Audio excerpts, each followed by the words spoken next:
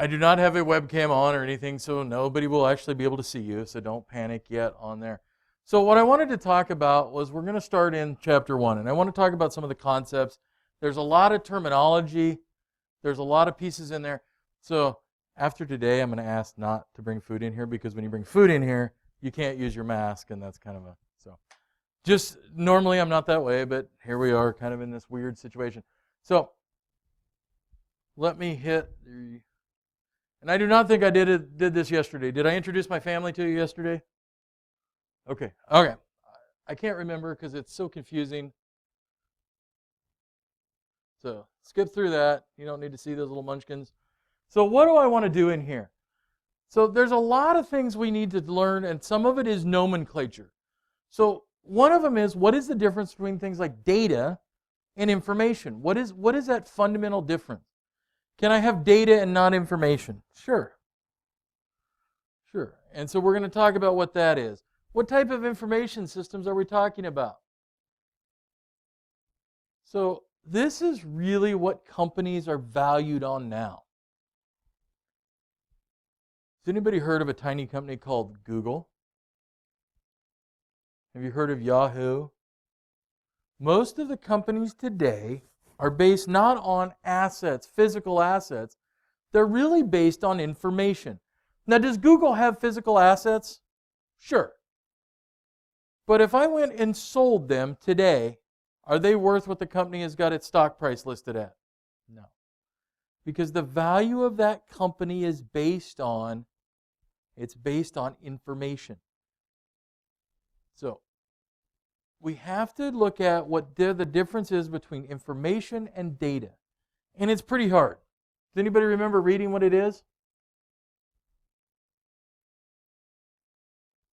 Normally I'd have like treats and throw at you, but I apparently can't do that now in the COVID day. But information is data that has been processed or made to be usable. Data is just raw facts. So if I just handed you a spiral-bound notebook and it's just filled with numbers from front to back, that's data. It doesn't do anything for you. Information, though, is we took that same data and we ran it in a spreadsheet and we added all up the totals, and now you could see what your business made last year. That's information. So information is data that has been processed, filtered, groomed, whatever you need to think about it in those terms, to be usable. We can pull a lot of data about students. So I can pull data about everybody coming into Peru State College, and it would have ages, birth dates, but it's not really usable information. When I then start separating it, maybe I can make some useful information out of it. So our incoming freshman class, I get all of their data. So the first thing I get is whether they're male or female. And I have whole chunks of data, the male, female, male, female. Is that usable to me? But when I count them, and I go, I counted them, and now I can do a percentage, and I can say, interesting, 56% of the incoming students are, what do you think, male or female? Female. And that would leave how many male? 44, right.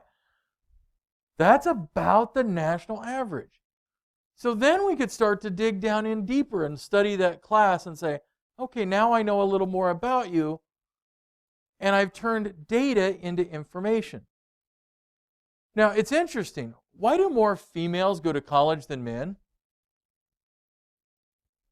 Just say, because women are smarter. Because women are smarter? We don't really know the whole reasons why that. That's where we have a lot of data, but we don't necessarily have the reasons why yet. But when we look at undergraduates, it's about 55-60% of undergraduates in the U.S. are female. When you look at college graduates, it's even worse. Because not only do less males go to college, less males finish college. When you look at grad programs, in some grad programs, it's 70 to 80% or more women. And when you look at PhD programs, it's about that same number. That's really kind of scary, isn't it? I think. Good? Oh, yeah.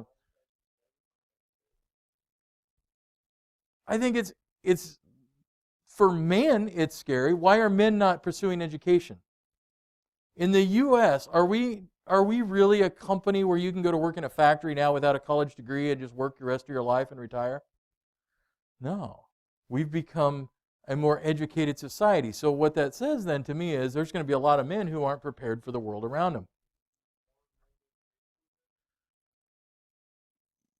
To a certain degree, when you look at those numbers, there's probably more men that do go to trade schools. And I will say that going into the trades, you can be very successful. And I think those numbers are probably reversed. There's fewer women going into the trades. There's also a lot of other things we can pick out of there. So more women go into education versus what we might call hard sciences like, biology or chemistry or some of those. So there's a lot of nuances in there. And that data, once we start to extract it, we can find some interesting tidbits and try to figure out what's going on in the United States. We can look at all kinds of data about our freshmen. But it's really that how do we transform those raw numbers into something that's usable?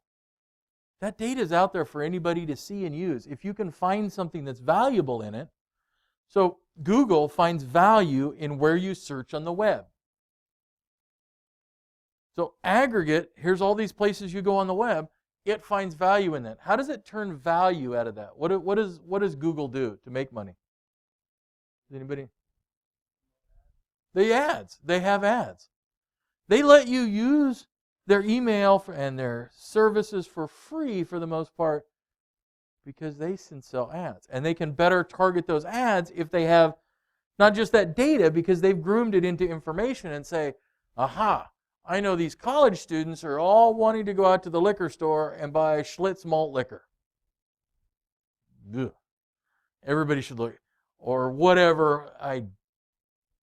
The White Claw, is that the latest thing that I see everybody drinking?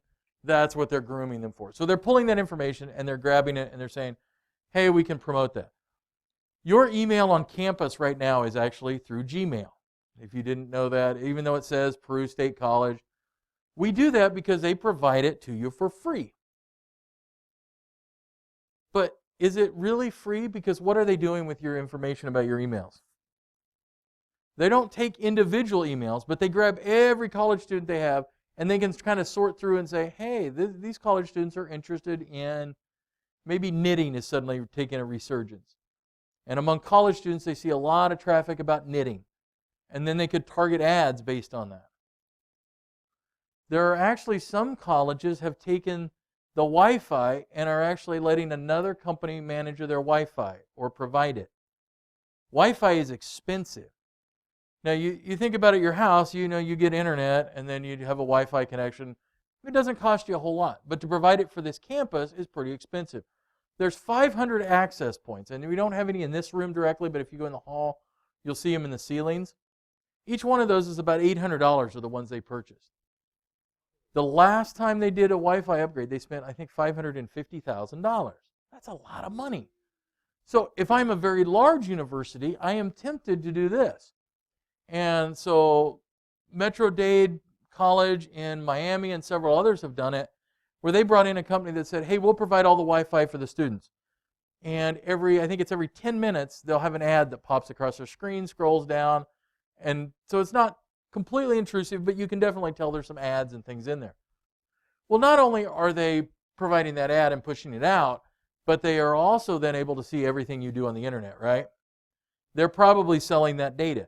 But the college saved, in that case, probably a couple $1 million. But I'm not sure if I'm a student if I'd want that. Would anybody think that's a great idea?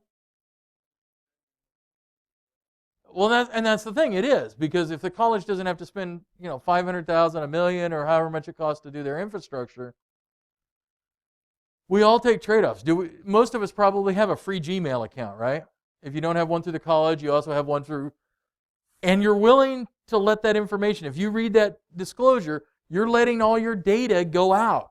They can't pinpoint you individually, but you're letting that data go out. You're selling your information. And the price of that is an email. Email can be very expensive. So this morning, I was actually at the Nemaha County Courthouse.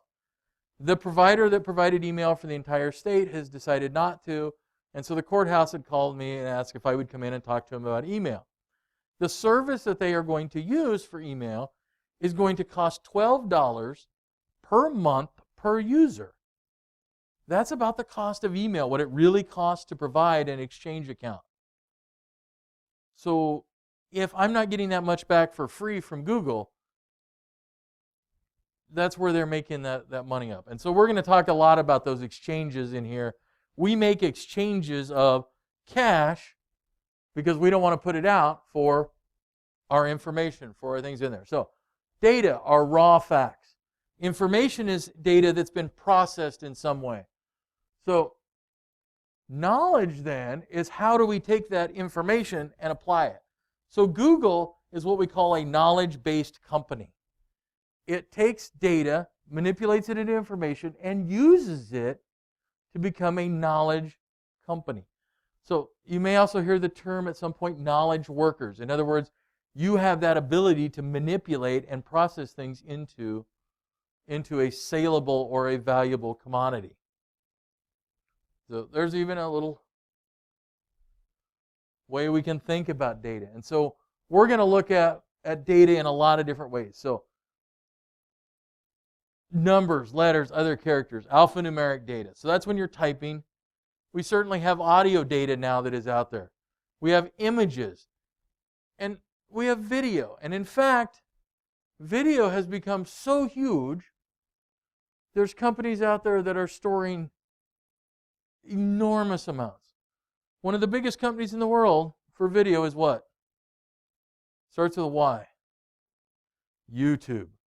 YouTube stores in a tremendous amount of value. In fact, my guess is when you have a problem and you need a solution to it, you do a Google search and you probably say, hey, there's a video of somebody building this kite or doing whatever task. Because for a lot of us, that makes sense. Hey, I can watch somebody do something. There's value in that. Well, guess who owns YouTube? Google. All right. There is money to be made out of video and images. There's money to be made out of audio. What's the biggest audio service you can think of? Apple Music, Spotify, Pandora. There's a whole lot of a Tidal. Their idea is to try to make money off of that. Here's the real weird thing because of licensing. Which company is the only one that's actually made money out of it? Spotify actually goes in the hole every month. Apple Music. Apple has figured out how to do things very, very well. How many of you have an iPhone in your hand? Oh, pretty good chunk of people. How many of you have some form of an Apple device? You may have a computer, you may have an iPhone, you may have the Beats headphones. Do you know they own Beats now? They bought Beats. They have managed to figure out how to churn money. And it's really that idea of taking information and figuring out how to sell it to you. The part that they don't make a ton of money, they make money on the iPhone, but it's really that software on it, that software piece is where they make money. They sell computers, but they don't sell a whole lot of them. What do they make money on? Selling software and services is where they really, really make their money. I wish I owned a whole bunch of Apple stock that I had purchased a long time ago. But Apple is now the largest company in the world in terms of market capitalization. By far. It's worth over $1 trillion. They are also one of the companies that has more cash available. They do not have any debt. And depending on what time of the year and what time of the day, at some points they have more cash available than our federal government. They are that big. And they have cash. The last number I saw was they have $800 million sitting in the bank waiting to spend. I'll take a chunk of that, right? So if you're another company or a competitor to them, they can just go, chomp, here you go, you're mine. How do you compete with that? It really is difficult. And part of the ways they do that is by manipulating data into information. So this is just kind of a representative model. So we take our data, and you think about it going into a funnel, and we're modeling it into something useful. So here, we've modeled it. We transformed it. We translated it. And now we've got it into something that can be usable. So Peru State College it's a business, isn't it? Would you say it's a business? If we quit getting incoming students, would we exist? No. So can we take data and try to figure out what targets are and who do we start to manipulate and try to get to come to Peru? And it really is a manipulation. How many of you, Peru is your first choice? Oh. Interesting, not a hand anywhere. Huh. How many came to Peru because we targeted you with a marketing ad or something? Whether it's we had a coach recruit you. Some of you had that, right? Some of you got marketings. Some of you are here simply because we're the college in the area, right? But how do we know you exist? We took data out there about you and we said, hey, we can get it. So we offer scholarships for different things. We have academic scholarships. So if we talk about academic scholarships, most of you in high school had to take those ACT tests. You guys remember those? And it says in there, hey, you're going to take this test. So ACT Corporation charged you to take that test, right? And then we turn around and we pay ACT Corporation. We can call them and say, you know what, we need every student within a 100-mile radius that took the ACT test that had a cumulative score or between 24 and 28. And they will, for I think it's about 25 cents a student, give us a list of all those students that took it in that geographic area that had that criteria. So we can use that to market to our students. So as an example, what's the highest score you can get on the ACT? You're not sure? 36, I believe, is the high score. Although I know some of that's changing a little bit. So Peru is a great school. I love it here. Otherwise, I wouldn't. Do we get a lot of students with a 36? No. That's just not really our target market. So we want to market to where we can attract students, retain students, work with them. So we can manipulate that data to however we want. And we can look at maybe 100 miles isn't the right radius. Maybe we need Nebraska excluding Iowa. And we can do those kinds of things. So you take that data and you manipulate it around until you get what you need out of it. So we can then track things like responses and figure out how do we get this student to actually come to school. So information that's accurate is really important. So if you lied on your ACT and put down the wrong zip code, you may not get targeted by a college that is appropriate for your needs. Or some of you have done things, nobody in here I hope, when they said, you know, I'm not going to go to school. Mom and Dad are making me take the ACT, and I'm just going to Christmas tree it. You probably heard about somebody doing that in school. Is that information valuable and accurate? No. It doesn't really do much good at that point. So information that is accurate is really important. And one of the problems we have now is we have so much information, we're not sure what's accurate, what's not, and we need to figure out ways to parse that or organize it. So accuracy is important, even in little things. So does anybody here want to go buy a car at some point? Buy a house, and you have to go to they run something called a credit check. So you hope everybody that's putting information about you is correct. But is it always? What we found is almost every credit report has an error because people are putting in that data. Can that cost you a car, a house? What about a job? Most companies now require you to run a credit check to get a job. Why would they run a credit check? See if you're responsible. Great answer.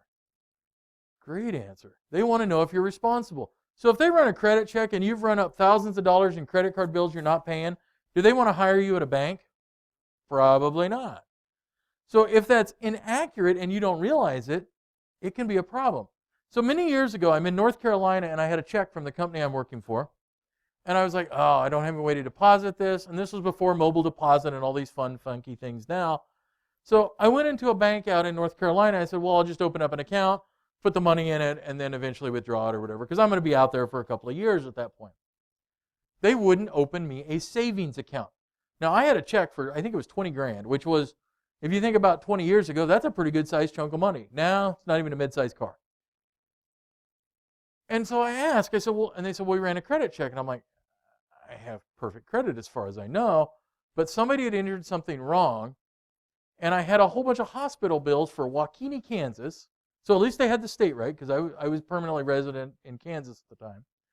And as it turns out, when I actually got the whole story, this guy liked to beat his wife a lot. She ended up in the hospital, unfortunately, and the bills were apparently trying to be sent to me. Great. On top of that, because they had somehow transposed my Social Security number, the bank out there had repossessed on him. So this was 1996, 97 probably. They had repossessed a 1977 Cadillac. So when you say hoopty ride, I am sure that I can just only picture it. And it took a lot to get that straightened out. But the weird thing was, that bank used one of 3 credit services, and there's 3 across the country. The other 2 that I had been normally used in other banks, they had never seen that. Because I had the normal, hey, I need to go buy a truck, here's a car loan, and those kinds of things. It had never showed up until I tried to open a checking and savings account. Yikes. So it was an interesting thing. So that's that idea of that data needs to be accurate. It needs to be accurate. And weird things will cause that to be off. I regularly have a problem. When you enrolled in this class, who was your instructor? Well, it was me, right? But what was the first name on there? Do you guys remember? It's Kenneth.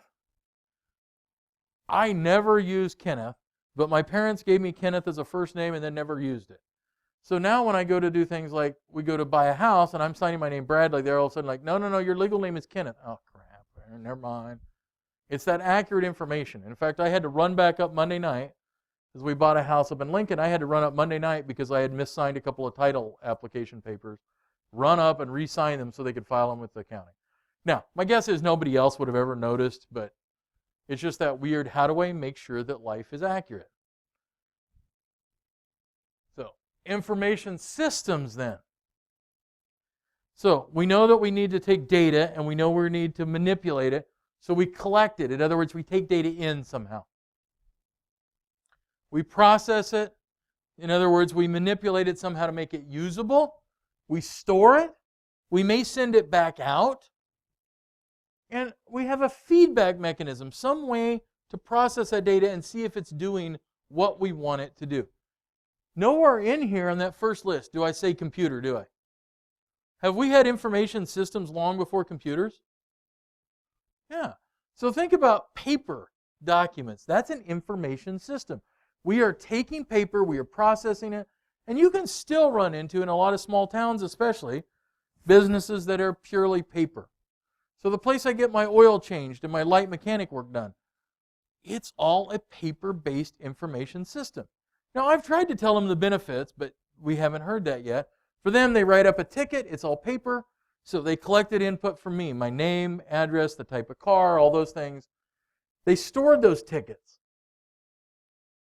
At the end of the year, they take them to that accountant. In other words, they're disseminating them to the accountant to try to figure out what kind of a mess they've made.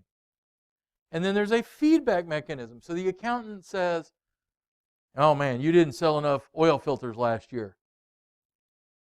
So we have that feedback loop. It doesn't have to be computerized. Now though, are computers expensive anymore? No. Relatively speaking. There's still a lot of money if you're a college student. But for example, in 1988, I pulled out a Radio Shack catalog that was online. In 1988, a computer from Radio Shack was $7,000. Wow. And it doesn't really do anything, unfortunately. So it could store numbers, and it didn't even have a hard drive. You had to put in a floppy disk to boot it up. Take about 5 minutes to get it up, and then it has the green screen with the characters on it like you've seen in movies. So pricing has gone down on a lot of this stuff, allowing us to put this idea of computerization in more businesses, more organizations, and allowing us to process that data. So a computer-based information system then is that same idea. We collect data, we process it, we store it, but it's all done with hardware, network, software, and that's where we're going to concentrate for the most part. But I want you to understand that this existed long before computers. This college used to be entirely paper-based, right? If you look back at 1937, computers weren't really around yet, but the college was here, and you still went and got a college degree, right? Yeah. So how do we do that? And so we also have this idea of technology infrastructure. In other words, all the hardware, software, all the pieces that go into to make that happen. So if we think about our college, for example, we have technology on campus. We have technology off campus, like your MyPSC system. So these are just some pictures to kind of give you that idea. So hardware, monitors, printers, laptops, software, that idea of how do we send that signal back and forth, that network. What's the world's biggest network right now? Starts with an I. The internet. Everybody's fairly connected. Now we'll also talk about how that can be scary, but for right now we're going to talk about all the good parts. So a procedure then is how something is done. Well, you guys have already know that. A procedure is how you do something. It's a recipe. If you're going to make chocolate chip cookies, is there a specific way you have to do that? Yeah. Chris is just like, I just want some chocolate chip cookies. They sound good.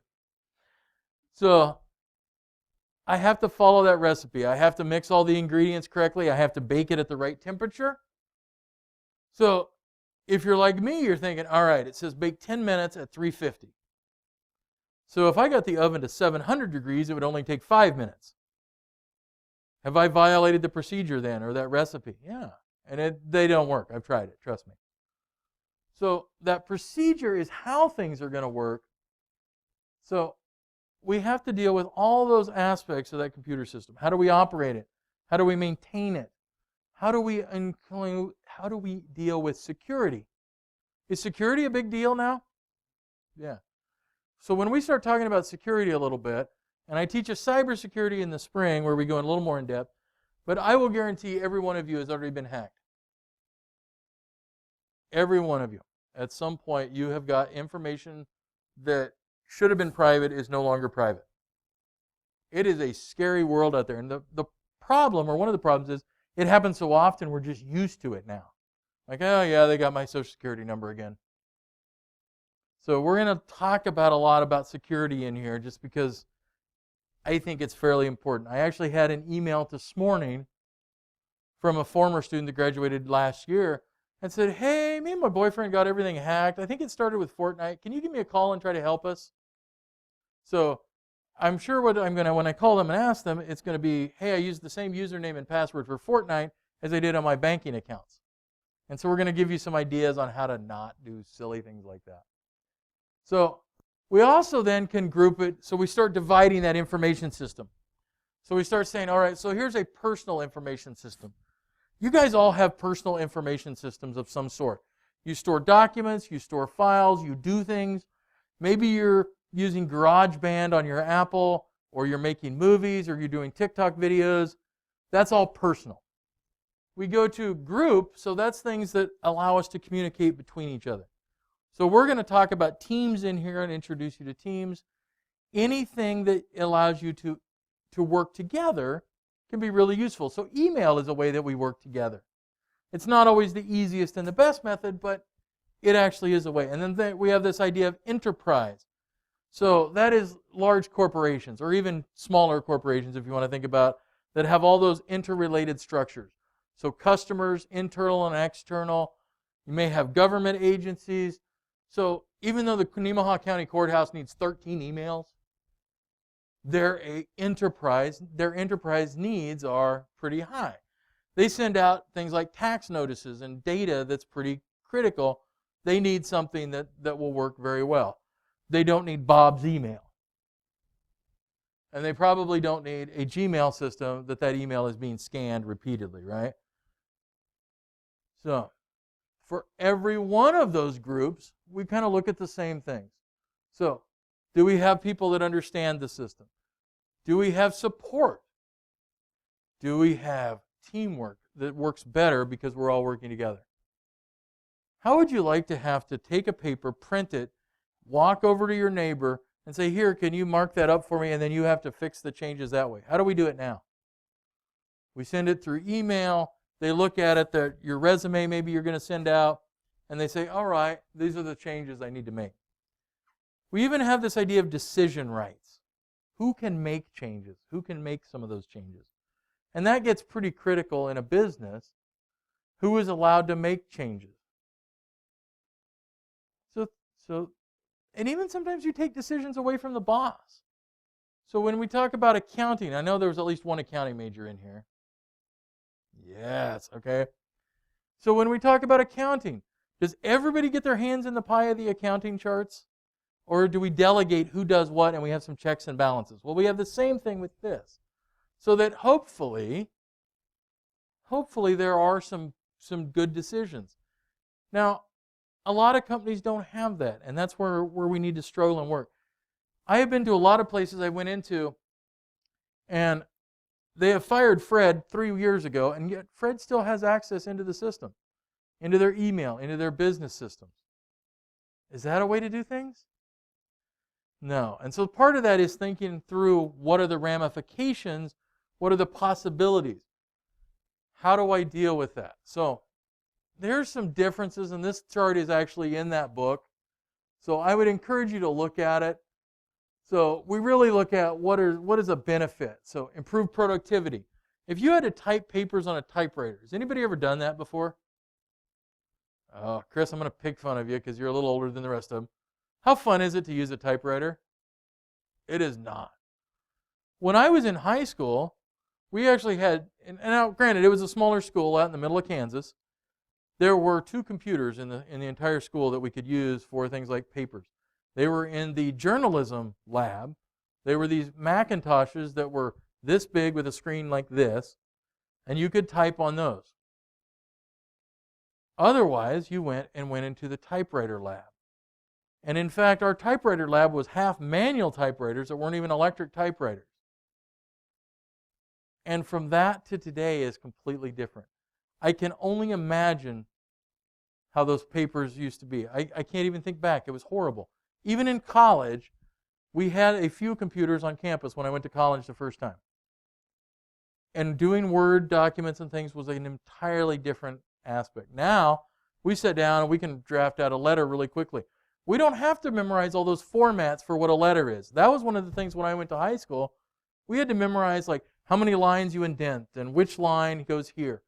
Now what do? We go, here's a template, here you go. It's improved productivity. With teamwork, we have that increased collaboration so we can all work together better, hopefully. And then we have that enterprise. In other words, we want to monitor a company from end to end and be able to make that company as profitable or that nonprofit as effective as possible.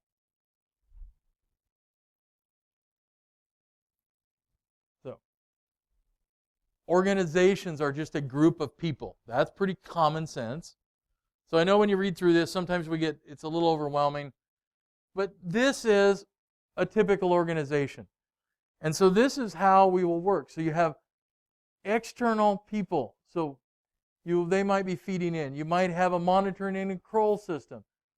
You might have outputs, whether it's a good, a service. So if it's a company that makes software, that's an output. If it's a company that makes furniture, that's an output, or cars. All of that sends back data. So how many cars did we produce? Did they run when we left the building? How do we fix some of that? So inputs could be anything from money to supplies to materials. So we're going to talk about all kinds of companies, from companies the size of Ford down to a company the size of Auburn Insurance Company or something small like that. They all have a lot of these same characteristics. We have inputs. We have environmental things that control us. Are we all controlled by the federal government? What are we wearing on our face?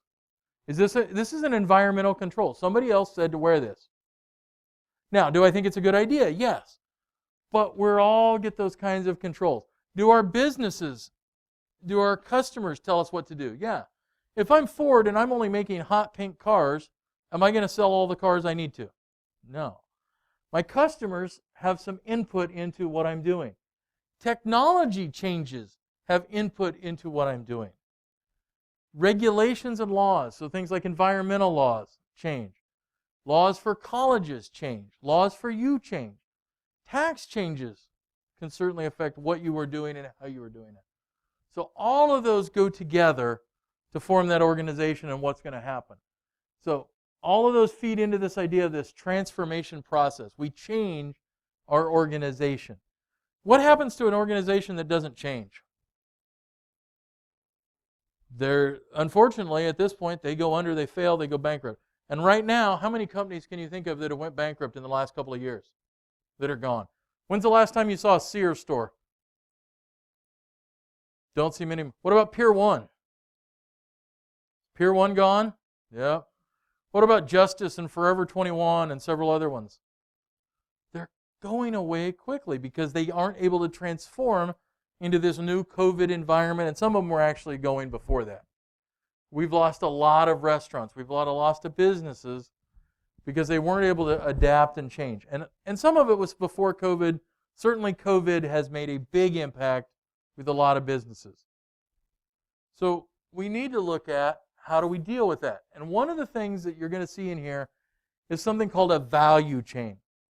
So it's a set of activities or a set of things we do that add value. So inputs to outputs and some hopefully create value. So the best example is a car manufacturer. When a car manufacturer starts, they have a pile of steel, right? And parts and things. And when it ends, they have a car. So every step along there, that increases value of that car. So if we pick on Ford, does anybody here drive a Ford?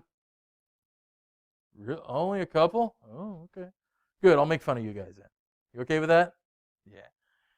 So Ford actually is a company that is highly vertically integrated. And in fact, it used to be the hallmark for the most highly integrated company in the world.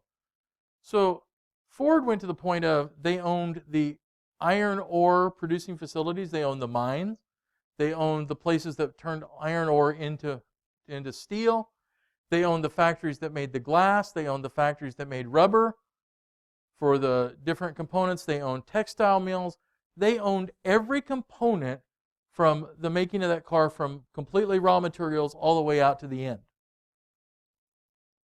And what they found is that was not the most efficient way for them to produce cars. And they've actually come back off of that, and they've sold off a lot of those businesses.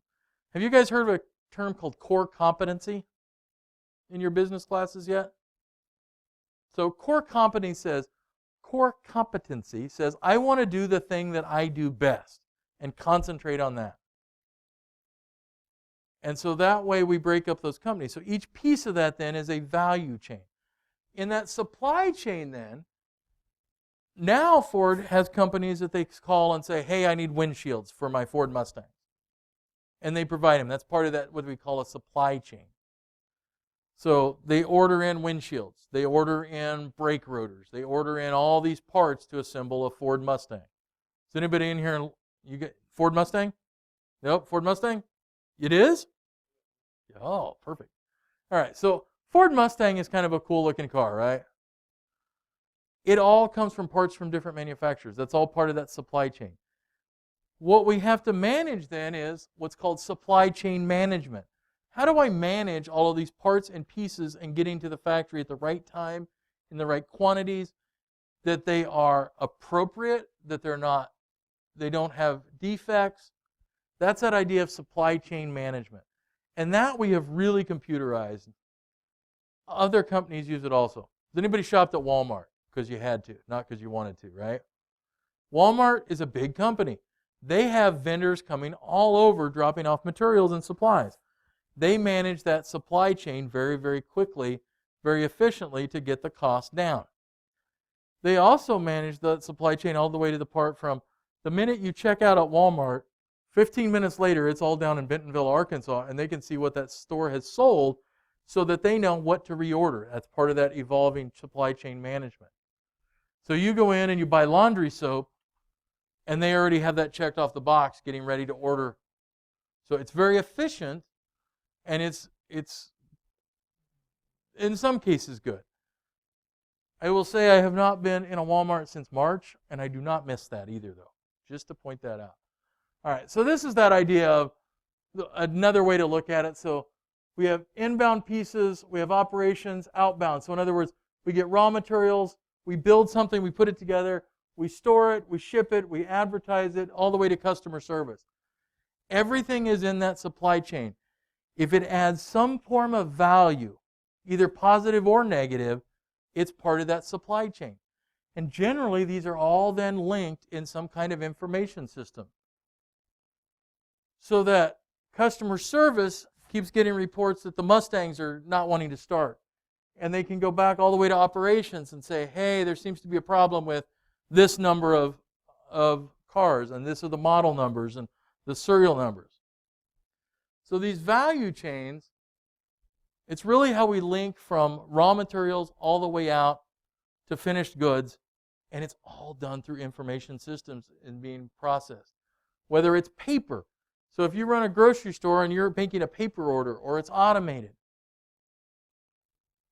that's the way we move all this. It's an information systems, and we call it a value chain. So we have a lot of other terms in here that we need to deal with. So innovation. You guys have all seen the world change around you. And in fact, I think in the next few years, you're going to see even more. So would you say a Tesla is an innovative product? Is it different than a gas engine car? And if you go to LA, didn't I have somebody from Long Beach or somewhere out in California? Yeah. So if I'm in LA and Long Beach in that area, do you see a lot of Teslas and electric cars? So, in fact, we're going to say probably that it's a disruptive, and we'll talk about what the difference is there, but that innovation, something new and different. So it's changing that market. It's changing that firm.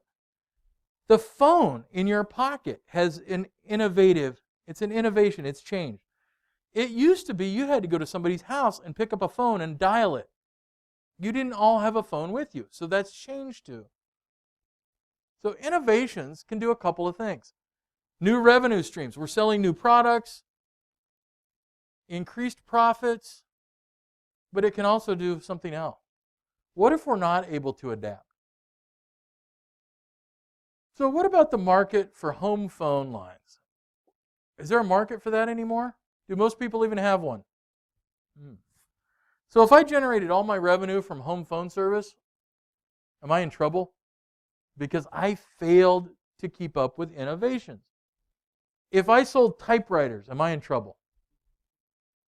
Yeah, so there's a lot of problems. Yeah, you're going to go bankrupt. If I'm Pier 1 and I haven't failed to stay up with the times, am I gone? If I look at Sears, Sears used to have a catalog. Sears used to have these wonderful stores. With the right management, I think Sears would be where Amazon is today. And yet, they screwed that up because they weren't willing to innovate. And before they went completely bankrupt, and I think there's still a couple of, maybe 4 in the country now, their website was horrible. If you ever went to it and tried to order something, it was terrible. Cannot describe how bad it was. Because they didn't innovate. They didn't put the money into those futures. So there's really 2 types of innovation. There's sustaining innovations. So to keep our company in business, we keep changing things. So we innovate, we change, we update. That's type 1. Type 2 is a little different. Type 2 is called a disruptive innovation. And typically disruptive innovations bring out a new product, typically at a lower price, and maybe not quite as much performance, and they get people to buy it in groves, and it disrupts the market. And I think really in a lot of places, electric vehicles are disruptive. Can I drive an electric car 600 miles across the country without stopping? No. So for a lot of us, it doesn't meet our requirements, but it's a lower cost to operate. They're certainly not cheap, right? If you priced a Tesla or some of those electric cars. But has it changed the market? And now we're starting to see, now you see the electric filling stations all over in Walmarts, and there's ones in Auburn even now. It's changing that market around it. And it started out with, in most cases, a way people said, hey, I'm going to either save money. Sometimes it's an environmental issue. They will peg on those. But it's something that changed the market. Now, sometimes, a lot of times they talk about the low cost. And there are other ones that I don't think started out as low cost. but they certainly have disrupted the market. So cell phones are one.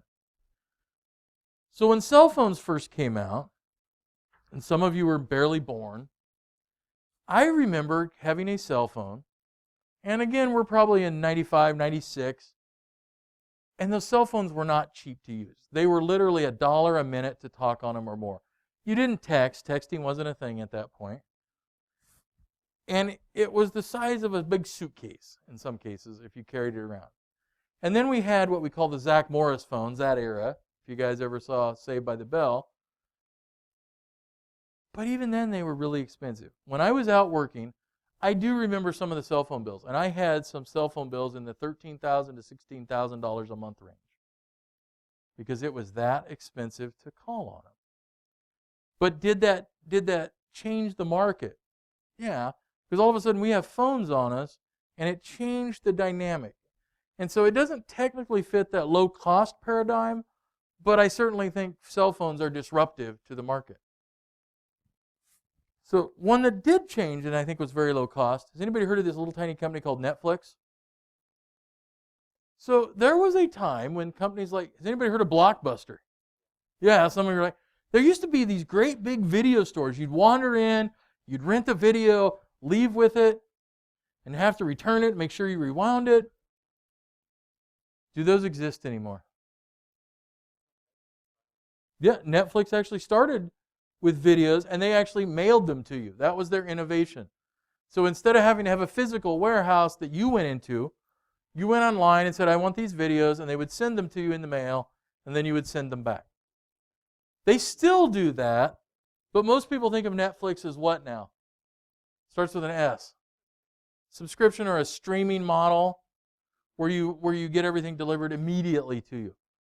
But it's interesting, though, because of the cost of those, I see these red boxes popping up now. So now they've made a little machine that's got DVDs in it, and you can go rent the DVD.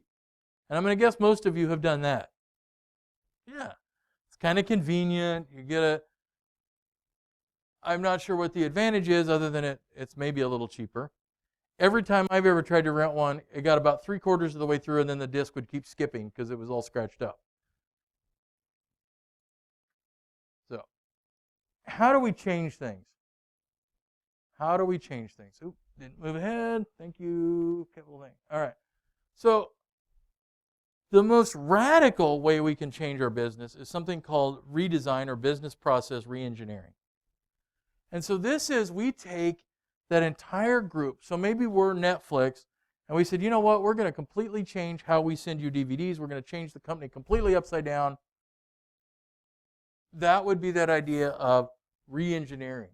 So some companies have done it, and it's very successful, but it is truly a horrifying process if you're working for a company when they do that, because everything you've known and those processes that you're used to and how we do things have all changed. It's also the way we can get the furthest ahead sometimes. If you are, for example, a college that is stuck in the way that they've done things since 1947, that may be the way that you need to make a radical shift in how you change things. So the other model is this idea of continuous improvement. So hopefully, if you really got a company that's willing to make changes, and they're changing all the time, this continuous improvement actually works really, really well. Because you're never that far behind. You're always keeping up, taking care of things, and you're not doing things like we used to do here. Not even that many years ago, there were paper forms that we would have students fill out that then somebody would have to type in to a computer. It was very horrible. And so we've hopefully got rid of them. But we're looking for gradual improvements, and it's a lot of times led by the workers. Those people that are doing it, they realize that this is stupid, that they're filling out a paper and then typing it in. And so they came up with the idea, hey, why don't the students do that on a website themselves? Duh. So there are changes, and we have to be aware of how those two work. Because those are kind of the big implementation sides.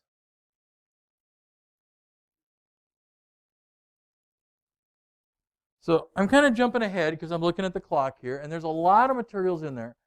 So Leavitt's Diamond, there's actually a video that I want to make sure that you go watch for the video, and that will probably help you. understand that idea. So in that list, and I'll show you back where that's at. So you'll see a video about this, and it's really that idea of how any change in one area drives change in another. If I change people, it probably changes how they work. If I change the structure, it probably changes how people work, or it may even change the people. And sometimes we have to change people, and that's kind of the horrible side of change. Have you ever ran into somebody who just wasn't willing to change in the way they did things? We have. And that phrase, well, we've always done it this way, is usually the key to that. Sometimes, to make changes in our organization, we have to make changes in that organizational structure, and sometimes in personnel. Sometimes people, unfortunately, are an impediment to change. There are times we all get stuck in our thinking, but I hope you guys are all willing to think about, hey, this is what I need to change, this is what I need to do. So there's a lot of different models. So the diffusion of innovation theory. So in other words, this is kind of where, as a company, most of the time, we don't want to be out here on the very leading edge of new things, but we also don't want to be at the back. So somewhere around here in this early majority, because things can certainly change. We could say, hey, our company's all going to adopt Teslas for cars to drive out to go service customers. And then Tesla goes bankrupt. What is that going to do to our model? But if we're in here and we say, oh, all right, now Ford is making electric vehicles, and they're a much bigger company in terms of size and stability. Now I feel a little more comfortable using those vehicles. So if you're a company, are you going to go spend $60,000 on a Rivian pickup? Has anybody ever heard of the company Rivian? Oh. So they're building electric trucks they're not quite out yet, but it's a brand new company you've never heard of. Are you going to be willing to go out as a company and spend a lot of money in that? Probably not. But if it were Ford or Chevy or something, you might be willing to do that. So this is kind of a list of those, and you can look at them. Laggards, those people who are very conservative, they don't want to change anything. You'll walk into those offices and you see a lot of paper. So if you go into a small town, you can find a lot of those businesses. They don't want to make changes. They're still doing things the old-fashioned way. They're not usually very efficient. So on the other hand are risk takers, those willing to go out first. And sometimes they go out and it works very well. Sometimes they go out and they crash to the ground because it's too new. So my advice for businesses, I want to be in kind of that early adopter. That gives me that potential profit, maybe early majority area. I don't want to be the last one to the table. So I don't want to be the last motor company that brings out an electric vehicle. I don't think that's going to be really good for whoever that is. But I also maybe don't want to be the first company. And right now that first company is Tesla. Is Tesla really profitable as a car maker? No. And in fact, projected, it may never be. But is it certainly innovative? Are they kind of cool? Do I want one if I won the lottery? Probably. I'm still not sure that it fits my needs out here, because I regularly drive 300 to 400 miles a day. They're not quite there. They get up to a 400-mile range, it fits my needs a lot better. So we're there. We think about innovative products, and you can think of all kinds of ones that have come out and crashed and you don't see anymore.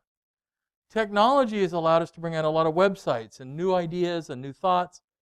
Some of them succeed. Some of them succeed really well. I wish I would have had Google. But there's a lot of those. 90% of them probably fail in the first year. And you see that. Look around at small businesses around you and look how many of them fail. So what we're trying to do is get you guys to think in terms of, how does a business operate? Where do I find sustainable employment? How do I make a change in that employment when you're there? So part of that is becoming a successful knowledge worker or information systems worker. And so that's where we're going to do a lot of concentrating on. So these are some of the kinds of things. And a lot of you are already there. But what I want to do is really focus on this idea of, environmental change for you. The idea that you're going to change and live and learn and never stop learning. And those of you that are in college going, man, I can't wait to graduate so I never have to open up a book or read or learn again. Well, you're not quite in there. Able to adapt to organizational changes. So be flexible. Being able to work in teams, and especially teams that are remote, in teams that are multicultural, teams that are across the globe, I think is becoming an important skill. And I think if you don't have that, it's going to be a little harder for you. So, analytical and decision-making skills, good communication skills, I think are also going to be key. In a lot of cases, that's written skills. But one thing I will say, those of you that are bilingual or trilingual or more lingual than that, power to you, because you guys have a really big advantage on those of us who can barely speak English on a good day. There really is a lot of advantage to that. Meeting deadlines and being able to solve those unexpected problems. And we're going to talk a lot about those in here. How do I solve those unexpected crises that happen? And being able to have that head on your shoulders and say, all right, I am going to do XYZ because the internet's all down and here's what I can do. So technical skills are really important. When employers come and talk to us, that's one of the number one things they ask about is technical skills. Can you guys do Excel? Can you guys use a spreadsheet? Can you do work with a database? Can you do these SQL queries? Can you do all these kinds of things? That's what they ask about. Because when you graduate college, they anticipate that you're going to have all these technical skills.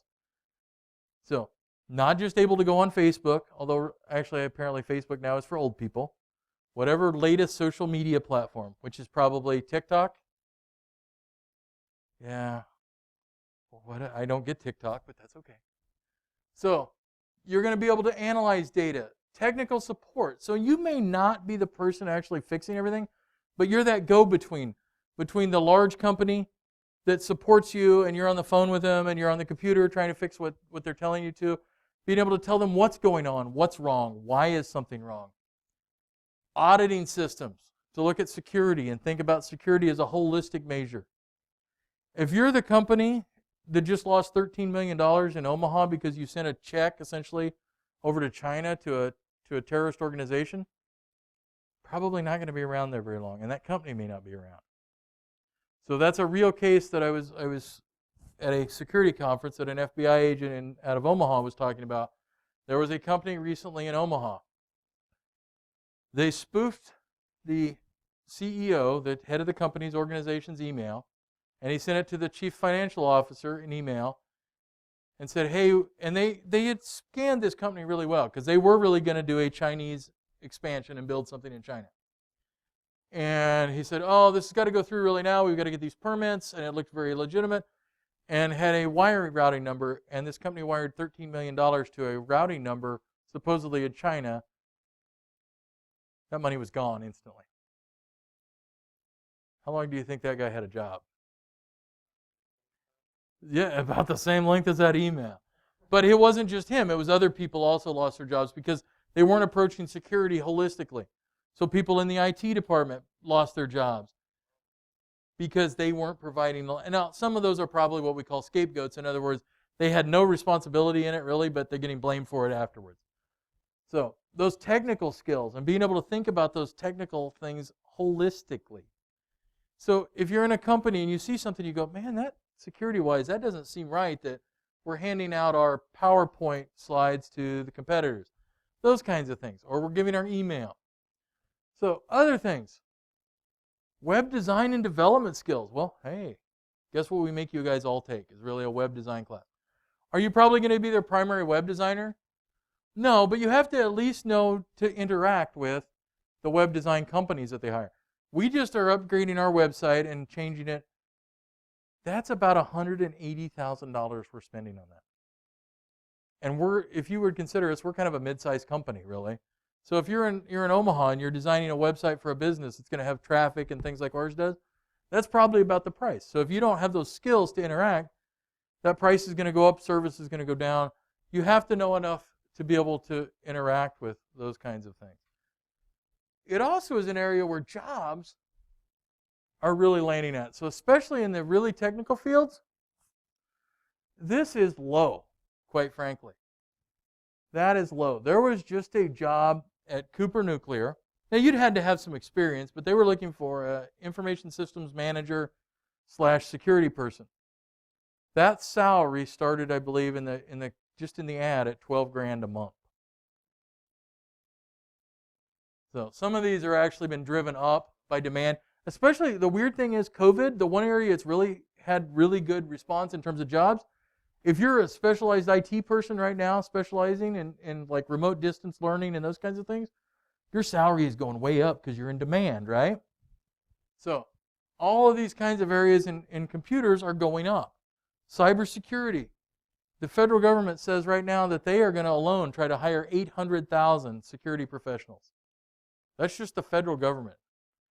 And so what happens is they'll go to Cooper, they'll get another couple of years in experience, and then they'll go get hired somewhere else at $200,000 a year instead of $150,000. So they're up. The other factor in this right now, especially with COVID, is we're not able to bring in people with some of those skills that we were technically before bringing in on H-1B visas and other things. The ability to bring in people from overseas is going down. So the demand for workers is going up.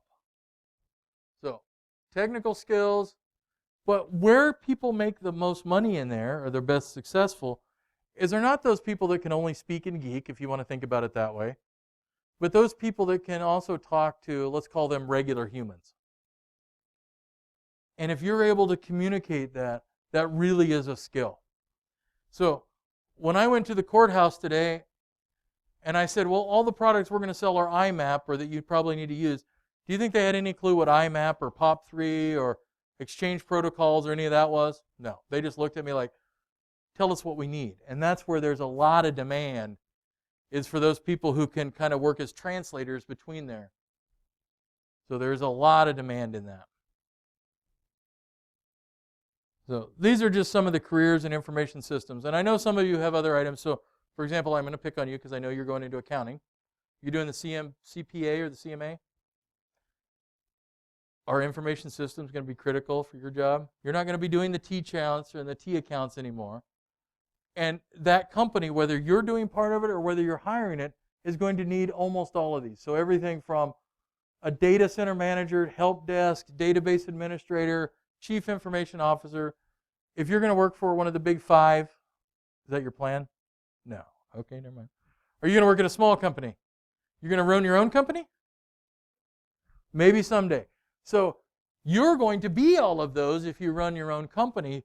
So you at least have to know enough to go, man, I don't know enough about information security risk. I have some ideas. I should probably hire a company to come out and do an information assurance audit for me and tell me what I need to know. But again, if I don't have enough basic knowledge, they're going to tell you, you need to do everything. Hey, you don't know anything? $100,000. Let's start with you.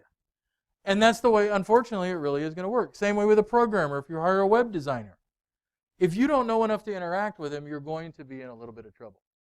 So the other pieces then, we can get the CIOs, ISOs, those kinds of people.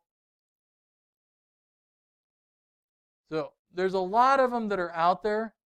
It really is a popular field. Now, I know some of you are already set in your careers, but there really is a lot of IT needs, whether you're doing all of it, doing part of it, you're owning it, you're a piece of that corporate cog, however it is you're involved in an organization, IT stuff, information systems, isn't going to go away. And so if you can provide input and be the lead in that, you become a more valuable employer or employee. And invaluable employees tend to stay around longer, and they tend to make more money. Now, I know we're all in here because we all want to just not make any money and never be able to pay off student loans, right? No. You guys want to go out, be successful in your career, be able to do the things you want. And at some point, you reach a level in your career where you get to do things that are kind of fun. And I know that's kind of weird. Work is not always fun, right? So sometimes, though, you get to. I love what I do most of the time. Not sure about the mask, but I love coming in and talking to you guys, getting you to learn things. Could I probably make more money if I went into corporate IT somewhere or applied at Cooper? Yeah. But I make enough that I can do what I want to do, and part of what I do want to do is share that information with you guys. So, what we need to do today, let me get back into our, so, there are a set of videos through here and reading. So you need to make sure you've read chapter 1. You need to make sure you have read all the way through there. Because I know that this week we're going to be a little crazy, I'm actually going to probably push that test back to next week because I know I'm not able to share as much. So I would like you to get all the way down through here, and I'm going to slide that test into next week, if that makes sense, because you don't have to take it. They're not really that hard, but I know that there's a lot of material we're shoving at you, and I wasn't quite frankly sure how this semester is going to go. It's interesting. We got to waste time at the beginning, time at the end, and we're sitting here in our mask, and I'm not sure that everybody's able to concentrate like we normally do. So on next week, on Monday, we're going to finish up our discussion of chapter 1. But I'm going to drive it from you guys. So be prepared to answer questions. I know it's hard. It's scary. I really won't rip anybody's head off if you answer something wrong.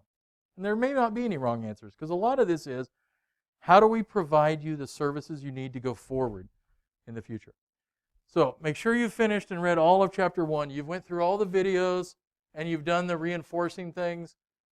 The crossword puzzle I have found doesn't always work depending on which browser you're using, so it's not graded anyway, but it's kind of a handy way to learn terminology is things like crossword puzzles.